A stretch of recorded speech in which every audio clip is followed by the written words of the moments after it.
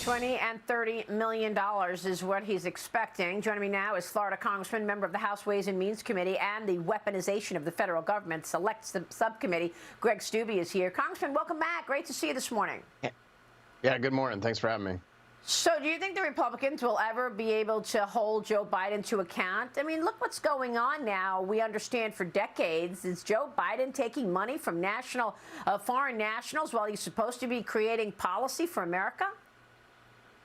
Yeah, and we have tons of evidence now, not just through Comer's investigation, but you had Bob Alinsky testifying. He went on Tucker's show and said that he was present in these meetings where Joe was the big guy. I mean, the FBI has so much evidence against Joe Biden and his family members for accepting money from foreign nationals for official activity that we have to take action. Obviously, we only have the House. I've already signed on to an impeachment proceedings, an impeachment resolution, and I think we need to move forward with that once Comer's done with his investigation and has all this information to show the American people that at least the House and Republicans are not going to let a corrupt president stay in office. Well, I mean, that's right. And a number of your colleagues have also filed articles of impeachment against Joe Biden because of this reason. What's the timing on the end of Comer's investigation and when you would actually see an impeachment trial?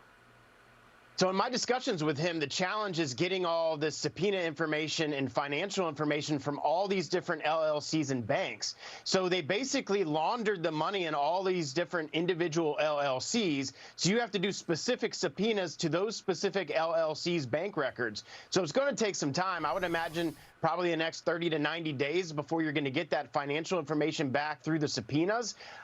So it should be in the next couple of months. Hopefully by like fall, the Comer will have that information. They can move forward in the committee process to investigate it, bring the information before the American people, and I think we move forward with an impeachment proceedings. Yeah, but you're not going to get 2/3 of the Congress to take this guy out of his job, right? I mean, the House could impeach Joe Biden over this, but the Senate probably won't. You've got Democrats completely ignoring it and the media completely ignoring it. I mean, the media will not cover this story, even though these are the most serious allegations ever leveled against the president.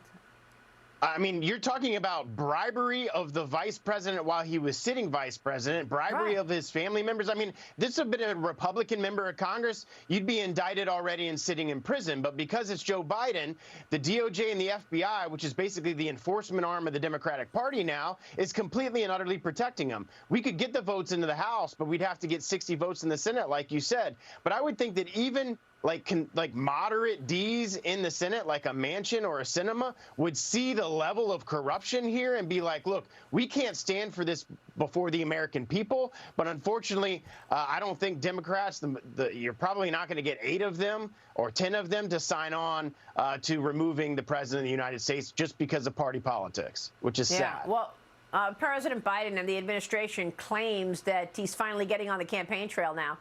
Beginning today and tomorrow, he's raising eyebrows, though, with his latest gaffe about geography. Here's what the president said yesterday. Watch.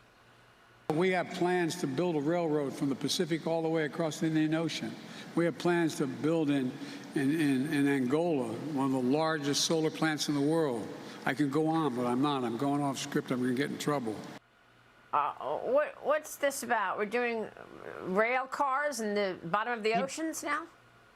Yeah, I mean, he doesn't know. He's reading it, and he, like you say, he gets in trouble when he goes off script because he's literally reading something, and they know when he goes off that, he doesn't make any sense.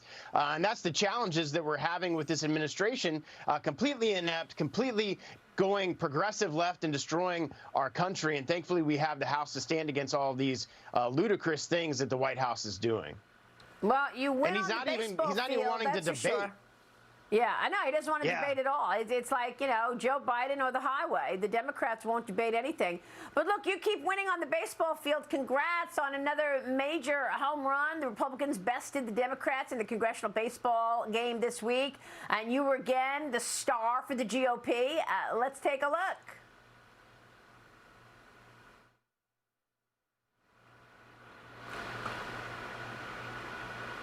Nice. Oh, wow. Look at that. Greg Steube, I was rooting you on, that's for sure. 2 years ago, you actually hit a home run out of the park.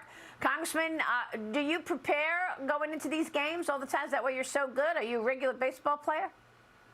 Yeah, I wish I had time to practice all the time, but our Roger Williams, our skipper, has us practice for about 3 months out. Every morning we're in Washington, so we definitely are prepared when we go into it in a practice, thanks to his leadership. Major League's next for you? Oh, that would be nice. I'm open. I'll anybody that wants to call, feel free to call my office, and I'm sure I could be much more financially successful playing baseball than being in Congress. I love it. Congressman, good to see you this morning. Thanks so much. Good to see you. Thanks. All right, Greg Steube joining us. Quick